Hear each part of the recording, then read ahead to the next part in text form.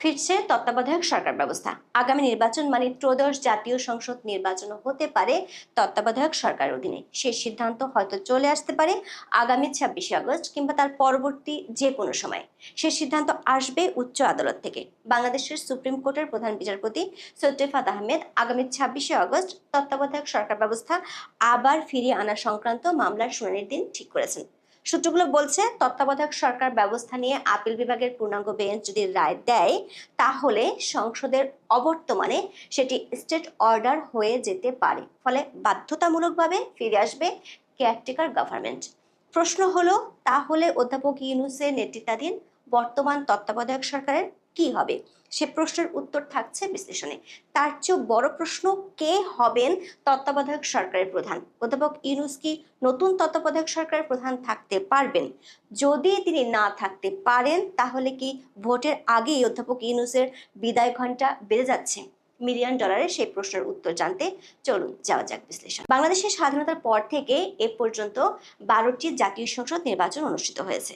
তার মধ্যে 1991 সাল থেকে 2008 সাল পর্যন্ত 4টি সংসদ নির্বাচন অনুষ্ঠিত হয়েছিল নির্দলীয় নিরপেক্ষ তত্ত্বাবধায়ক সরকারের অধীনে। এর মধ্যে 91 সালের বিচারপতি শাহাবুদ্দিন আহমেদের সরকারকে অবশ্য অন্তর্বর্তী সরকার বলা হয়। এই 4টি নির্বাচনের ফলাফলে একটি বড় মিল আছে। সেটি হলো, এই নির্বাচনগুলোর আগে যারা সরকারের দল ছিল তারা নির্বাচনে জিততে পারেনি বা আবার সরকার গঠন করতে পারেনি। এই 4টি নির্বাচনকে বাংলাদেশের ইতিহাসে সবচেয়ে অবাধ, সুষ্ঠু ও নিরপেক্ষ নির্বাচন হিসেবে গণ্য করা হয়। যদিও 1996 সালে যখন তত্ত্বাবধায়ক সরকারের দাবিতে বিরোধী দলগুলো আন্দোলন করছিল, তখন ক্ষমতাসীনরা তা মানতে পারেনি।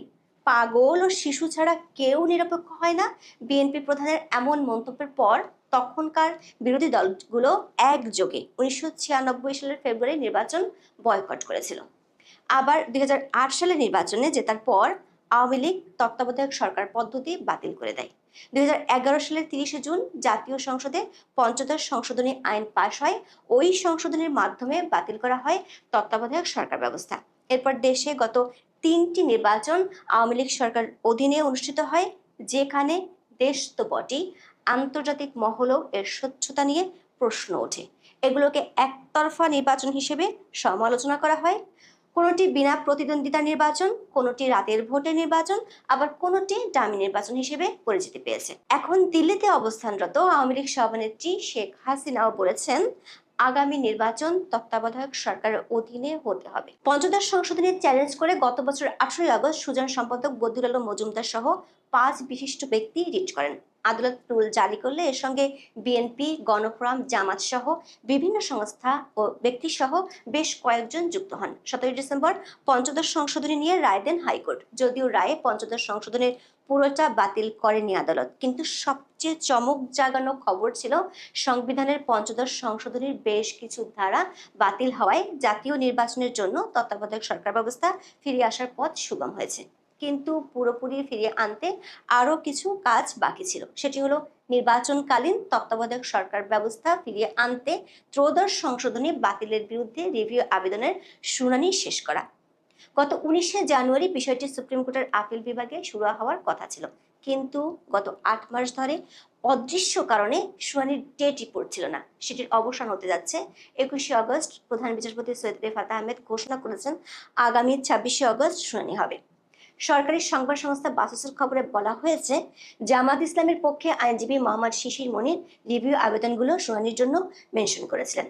এর প্রেক্ষিতে প্রধান বিচারপতি ডক্টর সৈয়দ রেফাত আহমেদের নেতৃত্বাধীন 6 বিচারপতির আপিল বিভাগ বেঞ্চ শুনানির এই দিন ঠিক করেন। এ বিষয়ে আইনজীবী শিশির মনির সাংবাদিকদের বলেছেন, রিভিউ আবেদনটি মেনশন করেছিলেন যেন দ্রুত শেষ হয়। বিষয়ের গুরুত্ব বিবেচনায় টপ আইটেম হিসেবে আগামী 26শে আগস্ট শুনানির জন্য রাখা হয়েছে। অ্যাটর্নি জেনারেলকে এ বিষয়ে ইনফর্ম করা হয়েছে। সব পক্ষকেই ইনফর্ম করা হবে যেন তারা শুনানির জন্য প্রস্তুত থাকেন। দর্শক, জনাব শিশির মনিরের বক্তব্য থেকে একটি বিষয় পরিষ্কার, জামাত ইসলামী তত্ত্বাবধায়ক সরকার ব্যবস্থা ফেরানো নিয়ে আপিল বিভাগের পূর্ণাঙ্গ নিষ্পত্তি দ্রুত চায়। কিন্তু কেন? সে প্রশ্নের উত্তর নিশ্চয়ই এর মধ্যে আজ করতে পারছেন। গত বছর 8 আগস্ট থেকে অধ্যাপক ইউনূসকে অকুণ্ঠ সমর্থন দিয়েছিল জামাত ইসলামী, কিন্তু লন্ডন বৈঠকের পর সে দৃশ্যপট পাল্টে গেছে। জামাত ইসলামী এই মুহূর্তে নির্বাচন চায় না। সূত্রগুলো বলছে জামাত ইসলামী অধ্যাপক ইউনূসের উপর আস্থা রাখতে পারছে না। তারা অধ্যাপক ইউনূসের বর্তমান প্রশাসনের অধীনে ফ্রি অ্যান্ড ফেয়ার নির্বাচন হবে বলে মনেও করে না। সে কারণে জামাতের পক্ষের আইনজীবী উচ্চ আদালতকে মেনশন করেন। আদালত পাড়ার সূত্রগুলো বলছে গত জানুয়ারিতে যে শুনানি হওয়ার কথা তা অদৃশ্য কারণে আটকে ছিল, কিন্তু দেশের রাজনৈতিক প্রেক্ষাপট পাল্টে যাওয়ায় পরিস্থিতিও বদলে গেছে। 26শে আগস্ট শুনানি হবে, সব পক্ষের কথা আদালত শুনবেন। খুব শিগগিরই আদালত বিষয়টি সুরাহা করবেন। সবচেয়ে গুরুত্বপূর্ণ কথা হলো, আপিল বিভাগ যদি তত্ত্বাবধায়ক সরকার ব্যবস্থা ফিরিয়ে আনার রায় বহাল রাখেন তাহলে কি হবে। আইনবিদরা বলছেন এই মুহূর্তে জাতীয় সংসদ নেই, ফলে এ ধরনের রায় স্টেট অর্ডার হয়ে যাওয়ার কথা, যেখানে থাকতে পারে কবে থেকে এই রায় কার্যকর হবে। সেটি যদি আদালত ঘোষণা করেন তাহলে অনিবার্যভাবে তত্ত্বাবধায়ক সরকার চালু হয়ে যাবে। পঞ্চদশ সংশোধনী বাতিলের আবেদনের পক্ষের আইনজীবী ডক্টর শরীফ ভূঁইয়া ডয়েচে ভেলেকে বলেছেন, ত্রয়োদশ সংশোধনী রিভিউর মাধ্যমে বহাল থাকলে সংসদে আর আইন পাশ করতে হবে না, সংবিধানে স্বয়ংক্রিয়ভাবে ফিরে আসবে। তবে কোনো কোনো আইনজীবী মনে করেন আপিল বিভাগ যদি রিভিউর ত্রয়োদশ সংশোধনী বহাল রাখে তারপরও তত্ত্বাবধায়ক সরকার ফিরিয়ে আনতে সংসদে আইন পাশ করতে হবে, গণভোটের আয়োজন করতে হবে। দর্শক, সেই পথও সুগম হয়ে গেছে, কারণ পঞ্চদশ সংশোধনীতে সংবিধানে গণভোটের ব্যবস্থা বন্ধ করে দেওয়া হয়েছিল। গত 17ই ডিসেম্বর আদালত শুধু তত্ত্বাবধায়ক সরকার ব্যবস্থাই নয়, গণভোটও ফেরানোর রায় দিয়েছিল। যদি আদালত স্বপ্রণোদিত হয়ে রায় কার্যকরের দিনক্ষণ ঘোষণা করেন তাহলে অধ্যাপক ইউনূসের নেতৃত্বাধীন বর্তমান অন্তর্বর্তী সরকারের কি হবে? বাংলাদেশের পরবর্তী জাতীয় সংসদ নির্বাচন কি তত্ত্বাবধায়ক সরকার অধীনে হতে চলেছে?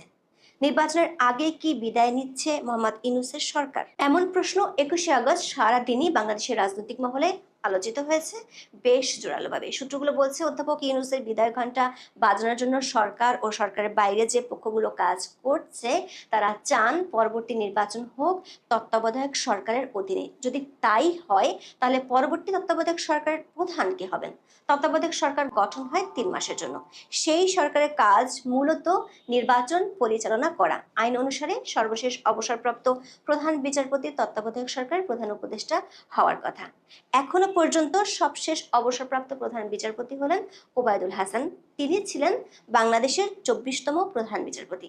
রাষ্ট্রপতি মোহাম্মদ শাহাবুদ্দিন 2023 সালের 12ই সেপ্টেম্বর তাকে প্রধান বিচারপতি হিসেবে নিয়োগ দেন। পরে 26শে সেপ্টেম্বর তিনি শপথ গ্রহণের মাধ্যমে বাংলাদেশের প্রধান বিচারপতি হিসেবে আনুষ্ঠানিকভাবে দায়িত্ব গ্রহণ করেন। কিন্তু আওয়ামী লীগ সরকারের পতনের পর মবের মুখে পড়ে গত বছরের 10ই আগস্ট তিনি পদত্যাগ করেন। তবে একাধিক সূত্র থেকে নিশ্চিত হওয়া গেছে সামনে যদি তত্ত্বাবধায়ক সরকার হয় তাহলে সে সরকারের প্রধান উপদেষ্টা ওবায়দুল হাসান হচ্ছেন না, হবেন বর্তমান প্রধান বিচারপতি সৈয়দ রিফাত আহমেদ। কিভাবে? খবর হলো আগামী মাসে অবসরে যাচ্ছেন বর্তমান প্রধান বিচারপতি, সেক্ষেত্রে তিনিই হতে পারেন তত্ত্বাবধায়ক সরকারের প্রধান। দর্শক, গত 1 বছরে নির্বাচন নিয়ে যে রাজনৈতিক নাটক তৈরি হয়েছে সে নাটকের মোড় ঘুরে যেতে পারে 26শে আগস্ট শুনানি এবং তার প্রেক্ষাপটে আপিল বিভাগের নির্দেশের পর। তখন ভিন্ন এক চাপের কারণে অধ্যাপক ইউনূসকে হয়তো বহু কাঙ্ক্ষিত কাজগুলো অসমাপ্ত রেখে চলে যেতে হবে। এখন এ পর্যন্ত। সবাই ভালো থাকুন, সুস্থ থাকুন, নিরাপদে থাকুন। দেখা হবে আগামী পর্বে। দর্শক, সম্পূর্ণ ভিডিওটি দেখলেন, আশা করি বিষয়টি বুঝতে পেরেছেন। এই নিয়ে আপনার গুরুত্বপূর্ণ মন্তব্যটি অবশ্যই কমেন্ট বক্সে জানিয়ে দিবেন। ধন্যবাদ।